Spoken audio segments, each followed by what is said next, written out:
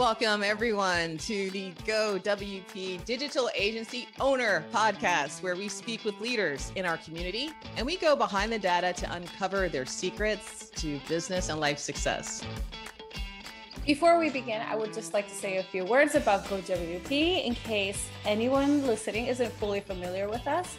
At GoWP, we create happiness for digital agencies and help them become more profitable.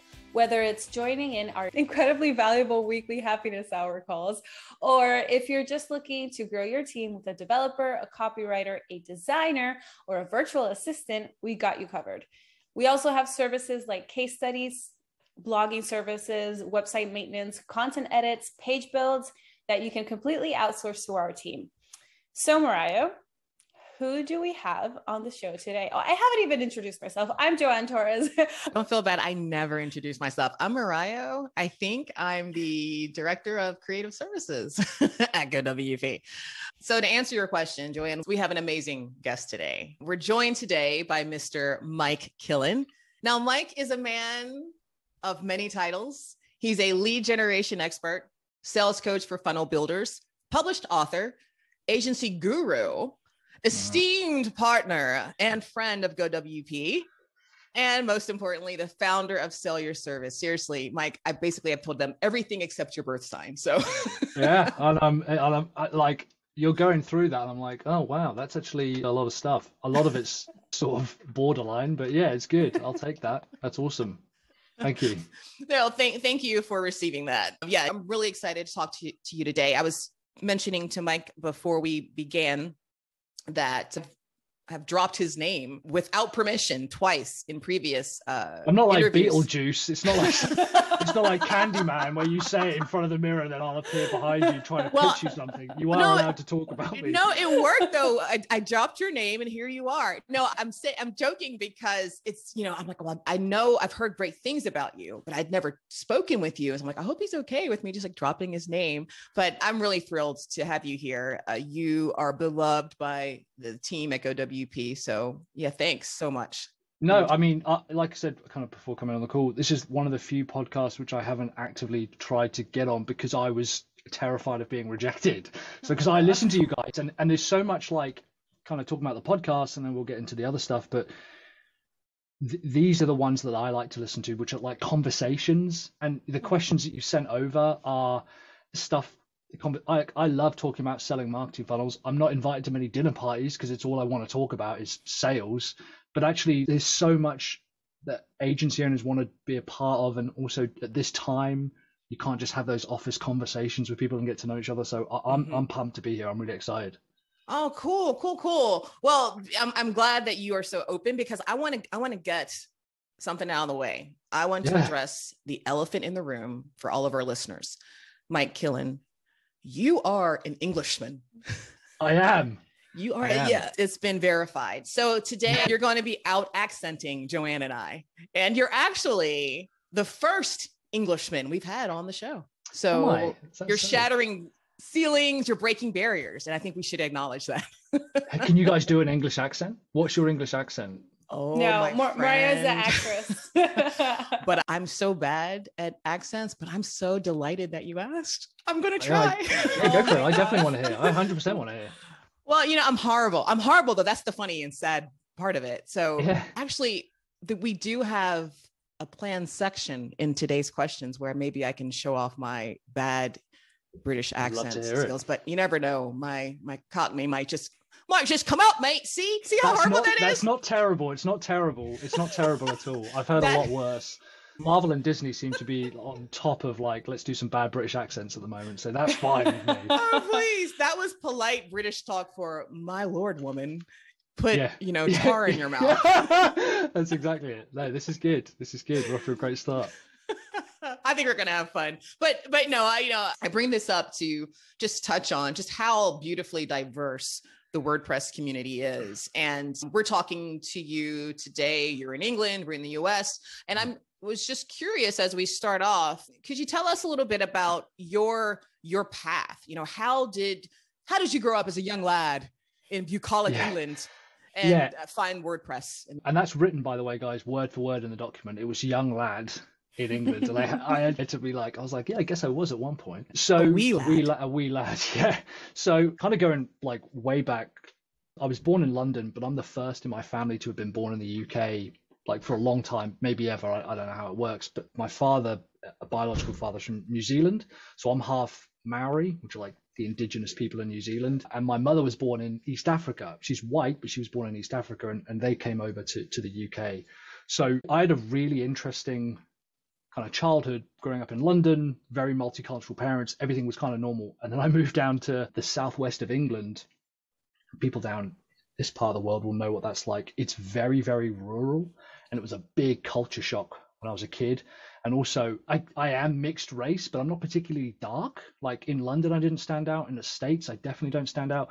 But down here, I was like the most mixed race kid in the world down here. And that was a big shock, to be honest. That was actually kind of a big, I didn't realize what the big deal was. And I don't know whether that impacted then the next 10 years of my education, because I became a bit of a hellion, skipped school, hated education, and didn't really try very hard academically. So it's really interesting to me that my business now is predominantly coaching, which I suppose would be considered teaching. So yeah, you know, it's funny kind of how these things kind of weave around. But the way that I found WordPress was, I was working in the marketing department for a large like corporate company, and they fired me or made me redundant, depending on who you ask. But basically, I moved back home. I had to call up my mum. I was like, look, they've been paying me, you know, crazy money for the past 2 years, but I've saved nothing.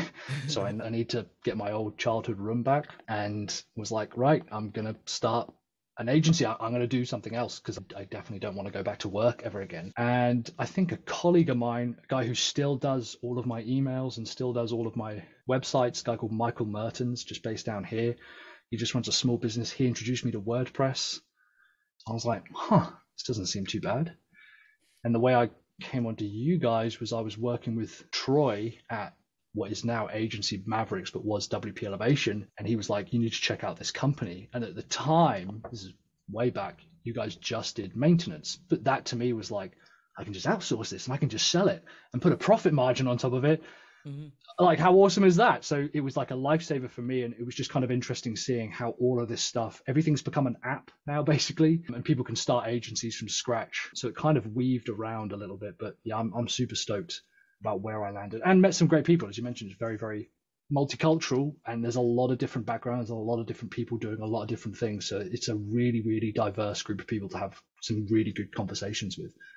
Absolutely. Absolutely. Joanne and I are sort of new kids on the block in the WordPress space. So yeah, meeting wonderful people like yourself. I didn't expect this space to be what it is. So yeah, it's been a nice landing space. Yeah, that's fair. And I think even there are definitely some similarities I've noticed that run from group to group.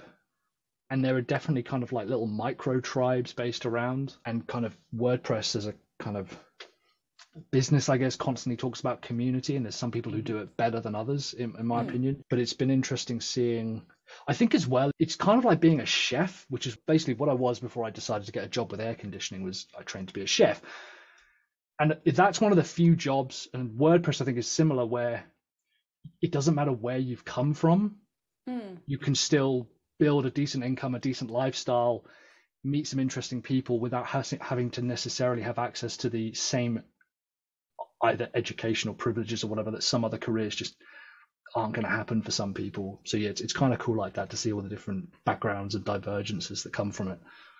And I felt, I failed you yet again. I did read that you were previously a chef. Real quick before Joanne asks the next question, what's your best dish that you can prepare? Yeah, I'm not fancy. I learned in France and just could not keep up with those guys. They're on another level. So like, I think my favorite dish might be making just pasta. I love lasagna. I'm a huge fan of lasagna, and I think that goes a long way. So I like comfort food, so I'm not very good at the fancy stuff. Doesn't matter. Well, talk about privilege. Just saying lasagna with your accent makes it fancy. Oh, lasagna. Really? Is that true? Oh, because I love lasagna. Italians are like, oh my God, he's absolutely butchering that word. It's disgraceful. Well, yeah, I'm in Chicago and I can't cook. Yeah, so for someone to say lasagna. Yeah, you get away with a lot with this accent. I microwave my lasagna, so it's frozen. So Very good. Yeah, excellent. Even better. I love the analogy of, working in a kitchen, as someone who also has worked in a professional kitchen in the past, getting like a lot of outcasts. I think it was Anthony Bourdain who said that, like, the kitchen is a place for the outcasts who just want to come in and put their heads down, do the work and be successful. And I do think as well that there's a lot of synergies in WordPress with that. You just come in, you do your work, you put your head down, you don't make a big fuss about it, and things will be shown depending on how much work you put into it. And which takes me to your book, The 5-Figure Funnels, and how to sell marketing funnels services to your customers for 5 figures in any market, no matter your experience. So you provide books and many other resources with the goal of giving agency owners the confidence that will free them from the constraints of outdated agency models. So my question is, what outdated practices do you most often see agencies holding on to? Yeah, this is one of the questions they wrote. I was like, oh, they really want to go there. All right, we can do yes, this. Yeah, because it can be controversial. Because people like their formulas, people like what they know works, and sure, why not? But how can that be outdated, and how can that hold and agency owners back? Yeah, and that's the thing. I actually think agency owners don't like formulas. I think the majority of them, first of all, believe that everything should be done for you. They think that agency is synonymous with done for you. And the problem is most of them don't charge enough for that. I have a bit of a reputation, a misreputation of, I think everything should cost 25K. Like, if you're going to do a landing page, 25K. If you're going to do maintenance, $25,000, you should charge for it. And that's not true. What I think is people should charge $25,000 for $25,000 worth of work. The problem is the majority of agencies are charging $5,000 for $25,000 worth of work. There are so many parts of the agency model which are broken, and yet people insist on grinding away at them. I never fully understood that, because I was like, I kind of enjoy my work and I enjoy my job, but I don't do all of the work. And there's a lot of things like, well, you can't charge crazy high prices because no one else in my market is charging high prices.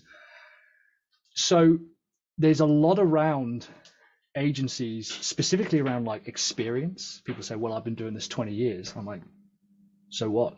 What's that got to do with it? For all I know, you've got 1 year's experience 20 times. Saying you've got 20 years experience actually doesn't count for anything. And the cold, hard reality is that it doesn't. It's got nothing to do with your time on the market. It's got nothing to do with your experience. How much you charge should be up to you. It's got nothing to do with the customer. It's got nothing to do with the market. People say, oh, the market dictates the price. In a commodities-based market, sure. You're not in a commodities-based market. You sell pure value. That is all you sell. People talk about ROI and what kind of results they generate. I have personally worked with people that they have got the results through ads, but I hated working with them. And yet there's other people where I've had to kind of almost coach them along the process, and we've got some results, but I've just enjoyed working with them more. So there's a lot of overlaps. There's a lot of mental blocks. A big part of it, I feel, is people are worried about being disliked.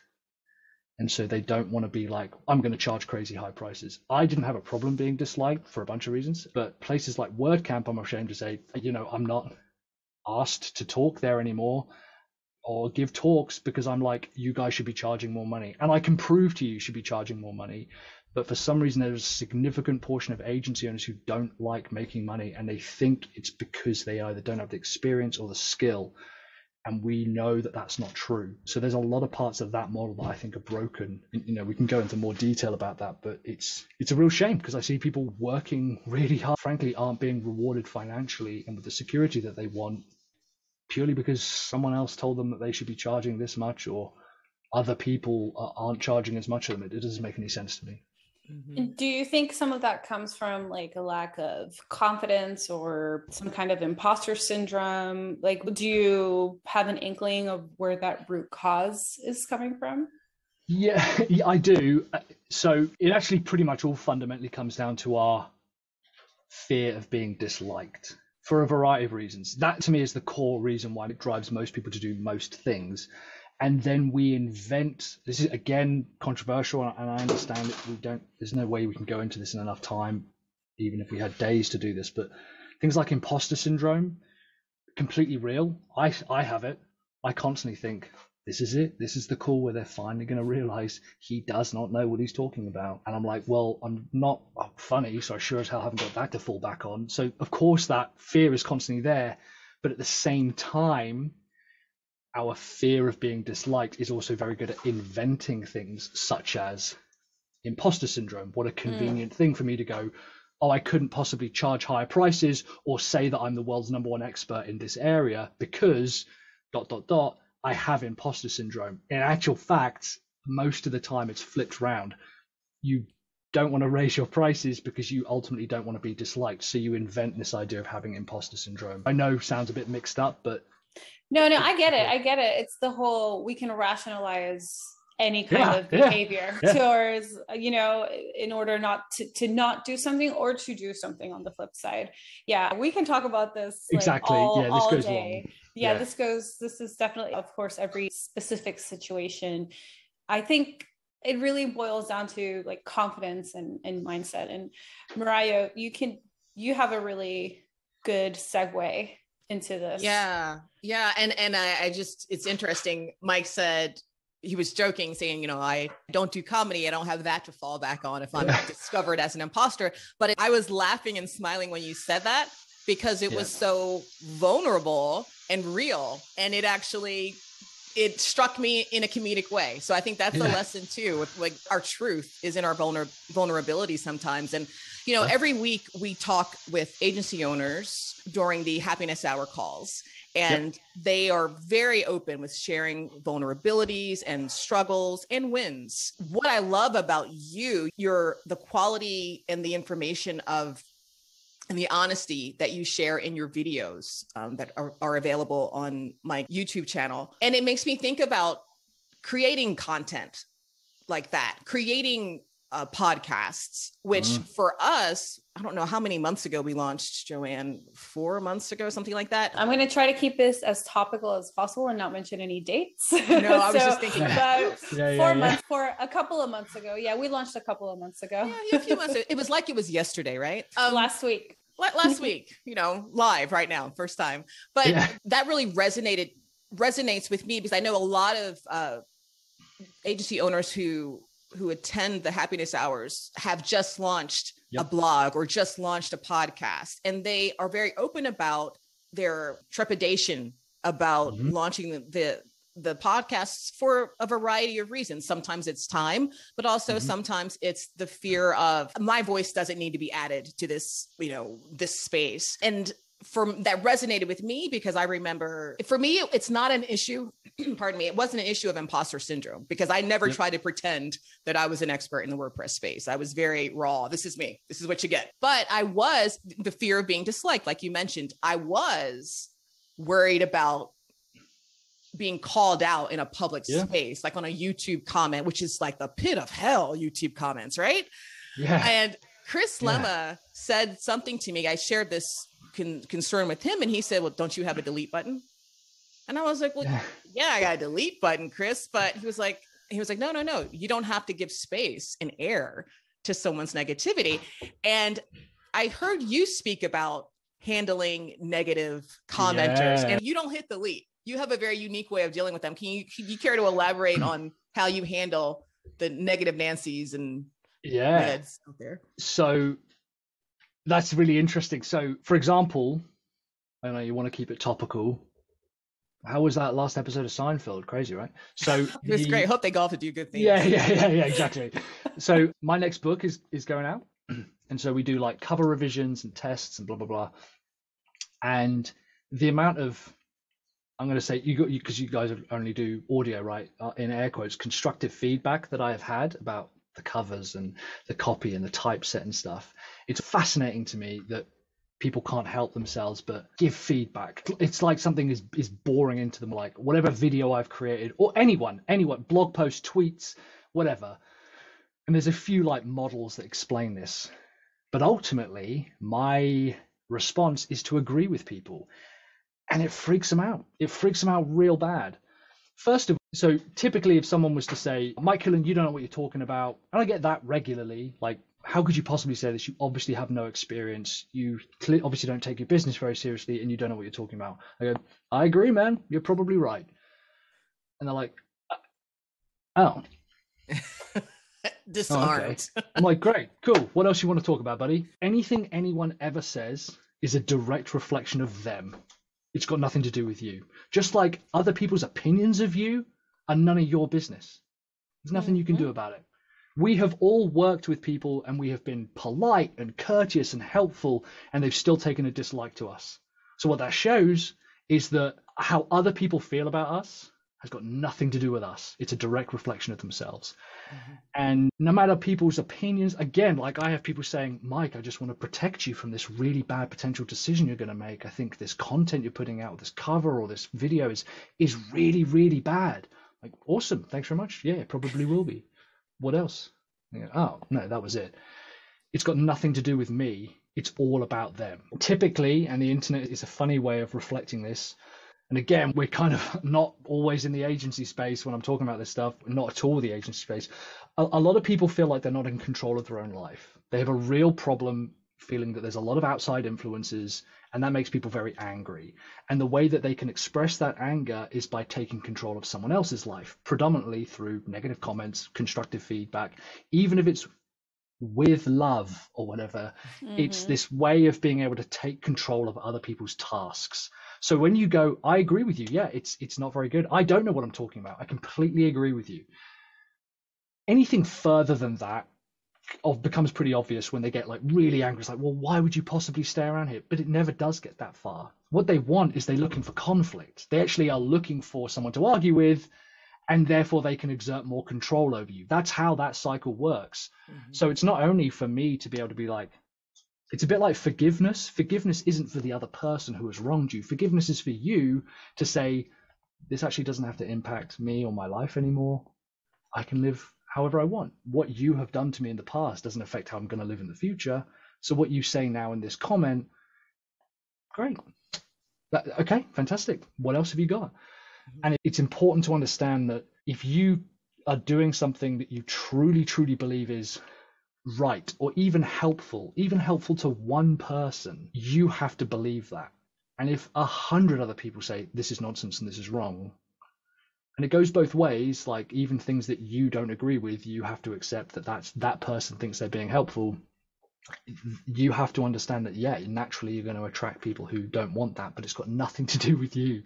It's all to do with them. And the internet is a very funny place of bringing that up. I would like to say over 99% of the people who communicate with me are just full of love and constructive and, great like that. So it's very rare. Yeah, thank you for pointing that out. And that's my fault for diverging from my script, because I did want to point that out, that especially for, those agency owners who are just getting started out. Yeah, most of the support is positive. It's just that one voice out there that Mike hasn't crushed yet with his positive. Yeah. But it happens, right? Like it's so common for us all to be like, to have 50 constructive or positive comments. And again, it goes both ways. I think you shouldn't pay as much attention to that positive feedback as well, because I think that also feeds into things badly. You should purely be, and again, this is way deeper than the agency stuff, but you should genuinely purely be living under your own values and thinking, what do I need to contribute in order to feel like I'm doing good things? But that one voice that comes across, of course, for some reason, we can't help ourselves. We're like, oh my God, what if they're right? Stereo. The trolls know how to get to our insecurities. But how I like to think about it is that I just wouldn't accept feedback, because the thing is, I see feedback as a gift. If feedback is a gift, and you can take it or, leave it in the box and never open that box, never unwrap that present. And and this is me personally speaking from my experience, I wouldn't take feedback, whether it's constructive or helpful or whatever word that's before it, from someone who I wouldn't change places with.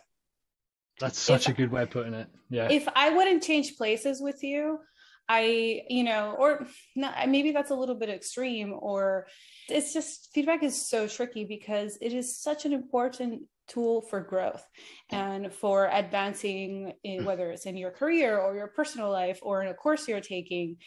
And people treat it as if it's just so flimsy. So it's so tricky for me. I think so, because I think a lot of people because I've actively stated I don't value feedback, and partly to annoy people, but also because what people deem, there's two types of feedback, right? There is feedback based on opinion. That to me is worthless because there's nothing I can do about it. My mum loves me, more than anyone. My wife loves me more than anyone.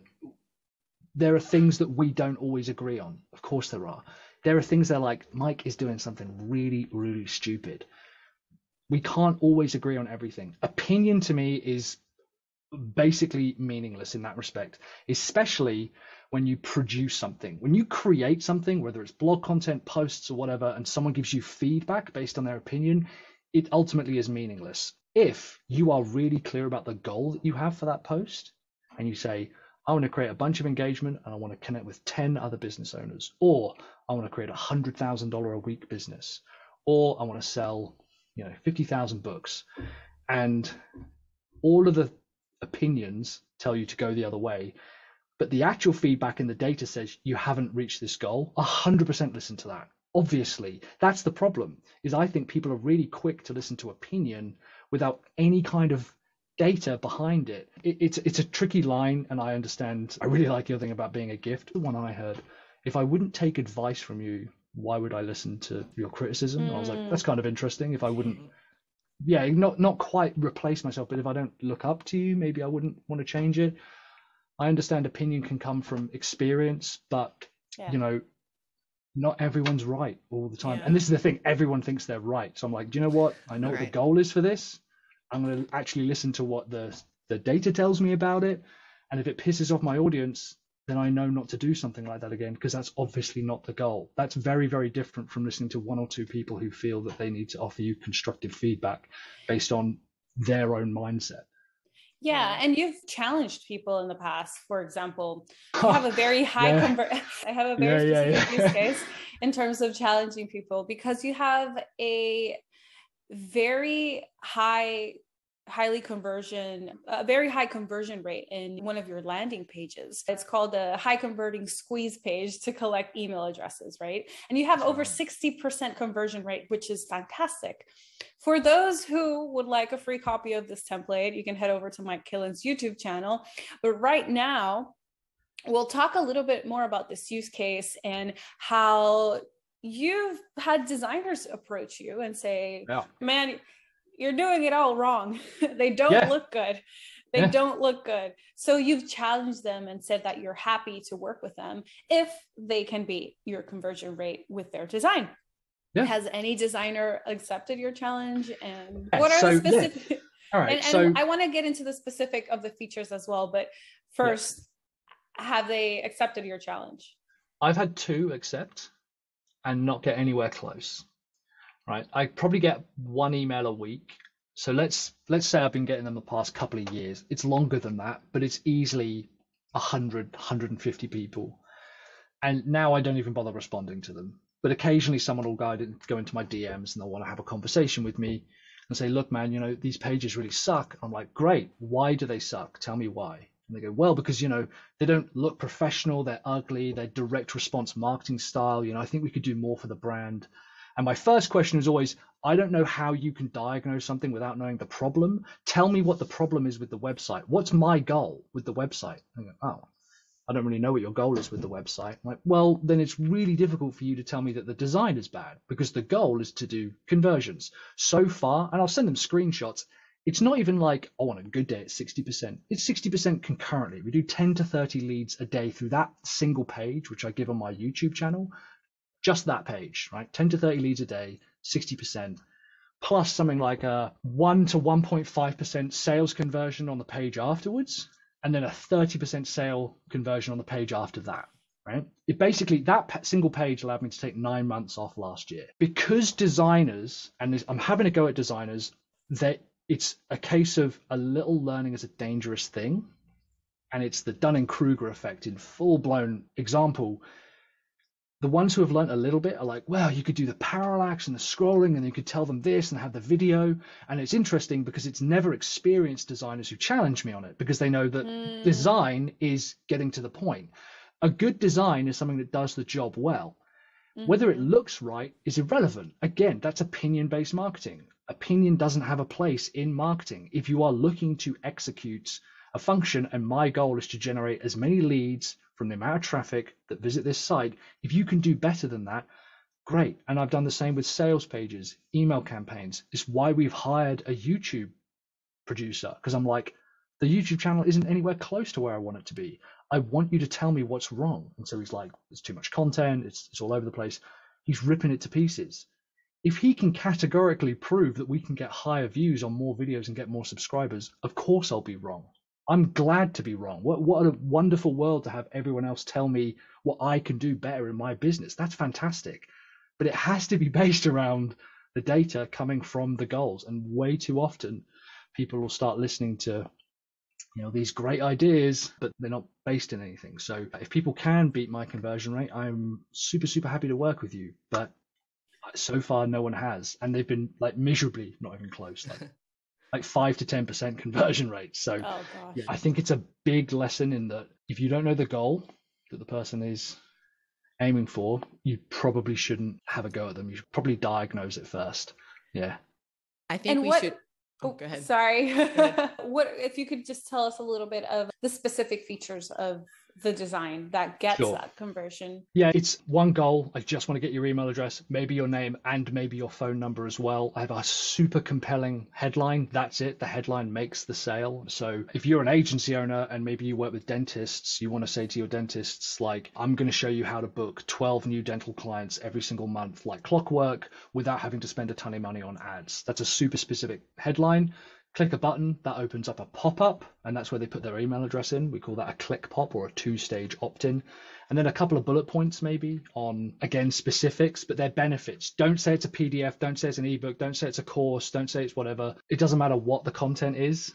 Just tell me how it makes my life better. And you could even say, like, we've got one case study of a dentist who did 21 leads, and here's how to do it, and it only costs $500 based on whatever your lead magnet is, and then allow people to opt in that way. So hyper specific. And yeah, if you go to the YouTube channel or like sellyourservice.co.uk/double, which I know it sounds like I'm plugging it, but legitimately that's the landing page, and just rip that right off. And Miles Beckler taught me how to do this type of page. So yeah, it's been working well for us. I think we should rename this podcast today, at least, Mic Drop with Mike Killen. Oh, I like that. That's good. I love the information that you're sharing. And I also love your demonstration of being confident in forward motion with everything that you do. And it's not always about just having a thick skin and being able to say to a designer, okay, this is what I've done with my squeeze pages. And if you can do better, you know, have at it and see that no one can match that. For all of us, you know, there are moments that challenge us and we can either grow from them or crumble from them, to be blunt about it. And there's a podcast that I listen to, and the host calls them pivotal moments that we have in our lives. And he'll do, you know, he does it a couple of times a month. The guests, he'll ask them, you know, what were their pivotal moments in life? Sometimes they're leaders in the entertainment industry. Sometimes they're former mob bosses, you know, pivotal moments in their lives. And I know that you touched on it earlier in our discussion about losing your job because you were deemed redundant. And that could have been a moment that, you know, where you didn't pivot and that you crumbled, and we wouldn't be having this conversation today. And I'm wondering, for such pivotal moments, we don't always realize that we're in them until sometimes we see them in reverse. Yeah. But what kept you from, I think I've read that you said that after that experience, the same day or soon after, you wrote the business plan for what became your first agency. So how did you pivot in that way? What was in you? I wish I could break it down, because what actually happened is I lost my job, and because I was a very sensible 20-something-year-old man, I bought a ticket for me and my brothers, and we went to Las Vegas. Bearing in mind I just lost my job, and I was like, this is going to be the best use of my time and money. So I skipped that at the start. I'm like, yeah, I started up an agency. It's not quite true. I went to Vegas and I had at the time a pretty serious, I wouldn't say drinking problem, but I certainly wouldn't say a drinking solution. And I was heavily involved in drugs and my diet was terrible. I wouldn't exercise ever. And from what I remember, I mean, you're in Las Vegas, so that's kind of the point, I guess. I bet literally my last £1,000 or $1,000, I guess, there on roulette, and I won. And I was like, I almost immediately vomited from the shock. And I don't know if it's like a sensible gene that kicks in, especially in men, where all of a sudden I was like, I need to stop fucking around, basically. And that night, I basically wrote out, I run an agency, and it felt so kind of half cathartic and half comedic, because I was like, I'm one guy, I'm going to go home broke. I had just met at the time my now wife, and I was like, I'm going to have to lie to her about why I can't ever take her out on a date. But it turns out she had just made redundant as well, so we would just go to like bars and just drink water. So we had like nothing, and we were living in this tiny one-room apartment that had everything. But I was confident that the plan I had written would work, and that actually became my first book, From Single to Scale. That's how that kind of transitioned out of it. I was like, we can just do this, and slowly it's turned into, still feels weird to say it's an actual business, but I guess it is. But yeah, I suppose that was a pivotal moment, but I don't know what that switch was. I wish I knew, because I would look back at myself in my early 20s now and be like, you are a moron. You are wasting your time and money and energy in life. But I'm very glad to have found more discipline now. And there's been a couple of things that have happened subsequently as well, which have forced me further into that. Whether they're healthy or not is up for debate. But yeah, I don't know. I'm interested to know if it's a male and female thing as well. I don't know. I guess my gut reaction is it's the timing thing, maybe, because there are things that I'm years old, and there are, I think I just lost a connection right there. Yeah, I don't know if I heard 22. Yeah, that's what I said. Yeah. And there are people far, far younger than me that are making life realizations that I'm like, whoa, that I don't think I've made yet. I'm like, man, what's up with that? So yeah, I don't know. I don't know what the switch is either, but you said something a moment ago about the discipline that got you there. And the fact that you even got the plan on paper is probably, that's the difference. I've heard you talk about that, the way we think about motivation and success and failure, it's kind of busted, really. You said that what distinguishes a success from a failure is not necessarily having high motivation, but having discipline. And I love that idea. Can you elaborate on that? Because I have some agreement with that. Yeah, cool. So yeah, I'd love to hear your side of it, because I think motivation is doing something when you want to do it, and discipline is doing something when you don't want to do it. Mm-hmm. I equate this to climbing a mountain. That's the analogy that I use in my book, 5 Figure Funnels. In a very sloppy, ham-fisted, overly done metaphor, we want to reach the top of the mountain. That's the goal, right? And it's really easy to stand there at the bottom of the mountain and go, I'm going to do it. Today's the day. This is where I'm going to absolutely smash it. And you set up with a load of people and your energy's really high and you think, this is great. And then you get up however far and you think, this is actually much harder work than I thought it was. Maybe I don't want to do it. And the problem with motivation is it's a bit like a lot of emotions, is that it's fleeting. And so you see another mountain and you go, actually, maybe I could climb that one because that one kind of looks a little bit easier. And then someone else comes down the mountain you're on and they say, don't bother going any further. You should definitely check out this other mountain. I've heard that's where all the riches are. I've heard it's super easy. And that's the problem, is we end up starting all the time. The amount of people I tell me who start a business, it's why when I see on LinkedIn, people like, I've started 5 businesses. I'm like, it's like, I've been married 5 times. Brilliant. What the hell is wrong with you? Like, it's not, that to me is a sign of motivation. Doing something when I want to do it. Great. Discipline is when you go, no, I'm going to stick on this mountain. I'm going to carve another step into the side of it that will make tomorrow just that little bit easier. And then I'm going to do the same. And I'm going to do the same.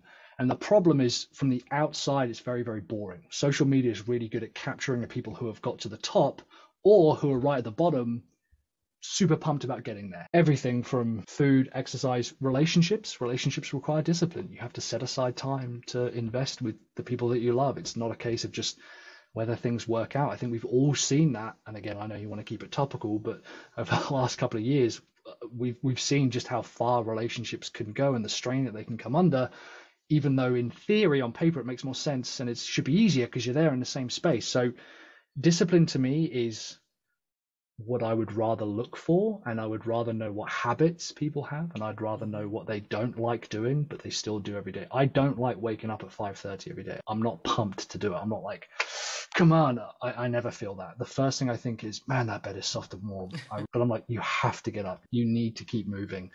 And yeah, it makes again very boring party conversation, but I do think that that's ultimately what leads to getting the things that you want, is doing the things that you don't want to do. Mm-hmm. And there's no way around that. Yeah. No, there isn't. No, there isn't. There's no elevator, right? So right. Many have tried. You got to do the work. You have to just do the work and put your head down, do it. Whether that discipline is, you want to call it burning enthusiasm or rebrand it however you want. I agree so much with what you're saying about the motivation piece. You know, some days motivation is zero, but those are the days that you have to show up for yourself the most.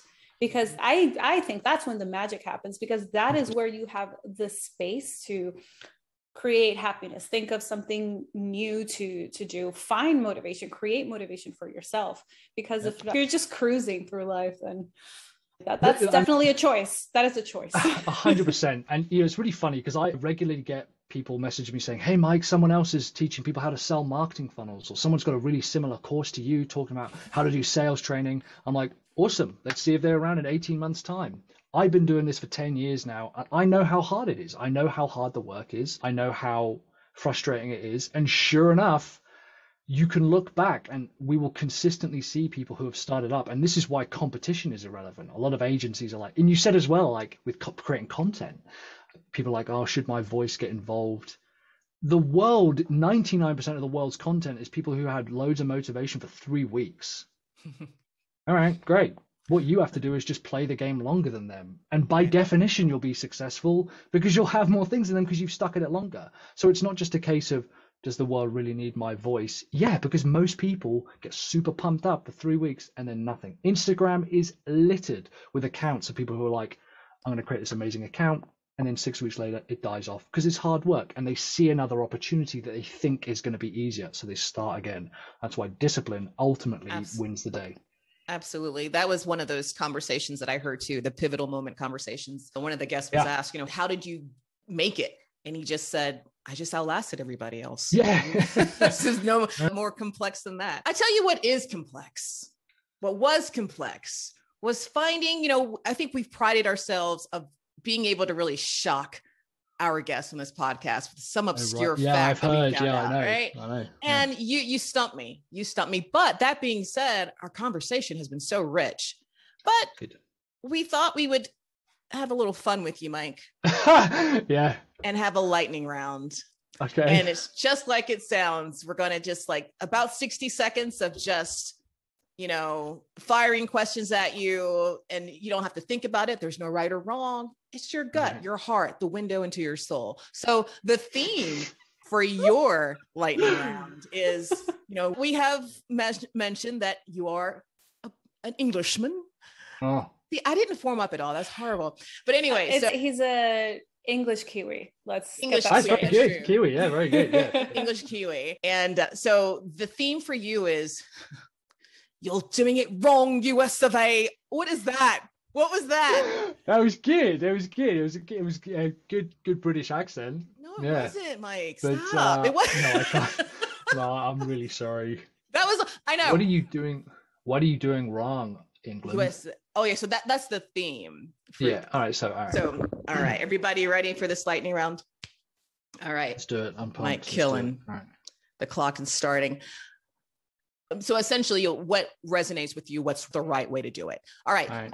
Taking afternoon break with tea or coffee? For me, it is actually coffee. Yeah.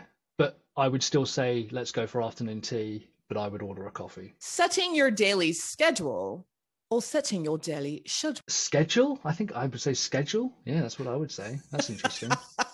My bad accent ruined it for you. Sorry. I've got a third option. Sorry, go on. I warned you. It's bad. Yeah. Movie night with Daniel Craig and the James Bond franchise, or Tom Cruise and the Mission Impossible franchise? I'm gonna say Tom Cruise, but my wife would probably say Daniel Craig. I kind of agree with your wife there. Adele or Beyonce? Beyonce. Oh no. I'm gonna get kicked out at this rate. Right. I know, right? You sound, dreadfully American. I do, don't I? God, so uncouth. My God. Talk about imposter syndrome. Yeah. Small talk or dead silence? Again, I'm okay with dead silence, especially during a sales call. But I hate being on the bus with someone and not, even if I don't want to talk to them. Sorry, this is not a lightning round. Go for it. Yeah, No. Dead silence. I love the asides. Okay, and the final lightning round question: baked beans for breakfast or pass? Baked beans for breakfast with a fry up. Ding, ding, ding. Yeah, definitely. I can eat baked beans all day, any day. Bring them. And I'm a tea all the way for me. I can't stand coffee. That's interesting. It's a great balance. A good balance. Do you have brands of baked beans? What's that? Brands of baked beans? Yeah, so you have Heinz. Do you have Branston? I don't know Branston brand. There's the brand that I'm thinking of. It's not Bush. I can see it in my head. Bush beans, maybe. Yeah. Bush beans, is that big in England? No, I know of them, but we have. I know all the beans, but yeah, I know all the beans. Love them. Eat them up. Branston beans is the other big brand. I could eat them straight from a can. Like I love the beans. Come on over. That's like 90% from 95% of our menus out here. You'll love it. Yeah. I have a British family, and whereabouts are they? They live in Kent. Oh yeah. But they're like Nigerian British. So that's why my accent sucks, because they're Nigerian British. So I don't get the full effect from them. It's all kind of melded together. And they don't do a lot of beans. No. It's funny. Right. But you did fabulous at the lightning round. And our last question for the day for you is, how are you creating happiness for yourself or in general for your agency? However you want to answer that question. Yeah, that's good. I think happiness is, to me, defined as a sense of contribution. So as long as you feel like you're contributing to something, be it small or large, which is why I don't think you have to be a huge company or a huge business or whatever to be happy or successful with it. As long as you feel you're contributing to people, ultimately that's all that matters. So I would say, a sense of contribution. So that's kind of all we really focus on, I guess. What are you contributing to? We want to get to the specifics, Mike. You can't just... Sorry. Okay, cool. Yeah, fair enough. Yeah. All right. Jeez. No. Give me an example. There's a lot of problems out there. And so what we're trying to do is, if anyone ever asks for help, I will work as hard as they do to help them out. That's always been like, again, I said I didn't really go to school or turn up or whatever and got kicked out a lot. But there were a couple of teachers, and I always remember the number one thing that they stated was, if you ask for help from me, I will work as hard at this problem as you will. And so if people do approach me and they want help, I will put in as many hours as they will.